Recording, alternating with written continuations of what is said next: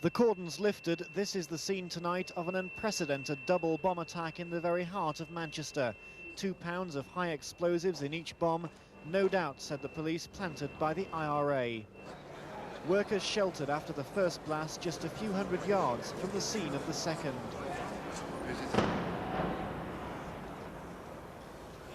Blood-stained belongings littered the pavements. There were 64 injuries, all but one of them relatively minor. Behind their security cordon, police donned flak jackets as colleagues shepherded workers to what they thought was safety. But many of them were caught as they were evacuated right past the scene of the second bomb. Police say its location wasn't clear from the warning phoned in by a man with an Irish accent after the first explosion. I turned around and realised my hand was bleeding.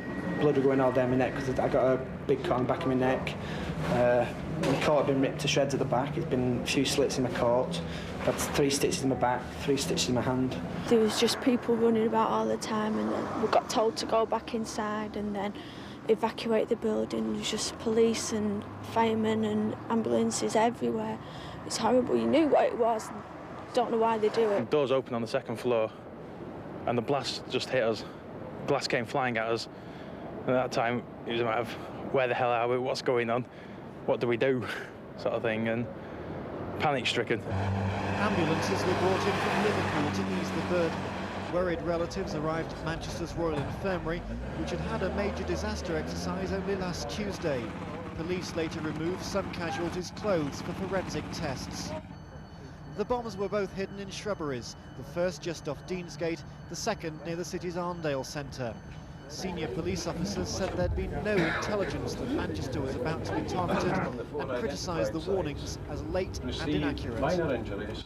I think it is absolutely deplorable, but a fairly regular terrorist tactic to place bombs and then give warnings that do not allow us time to respond properly. The method is extremely familiar. It's confusing messages, imprecise locations, unrealistic timescales, which makes the task of the police almost impossible, and that's by design, not by accident. The effects of the bombings on the city's trade were all too obvious. Business leaders estimate £3 million worth of damage. In the run-up to Christmas, the squares and streets would normally be bustling. Today, they were empty. Businesses already fighting against the recession, now closed by the bombers. In terms of its economic and propaganda effects, the IRA undoubtedly hit its target. But tonight, with some police cordons lifted, the city began to regain some of its life. Princess Margaret kept her engagement at the theatre just half a mile from the scene of the explosions, though those coming to see her were thoroughly searched on their way in. Elsewhere, the long job of picking up the pieces has begun. Traders say they're determined to open as usual tomorrow.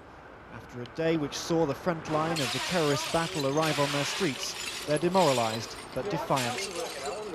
Jonathan Munro, News at 10, Manchester.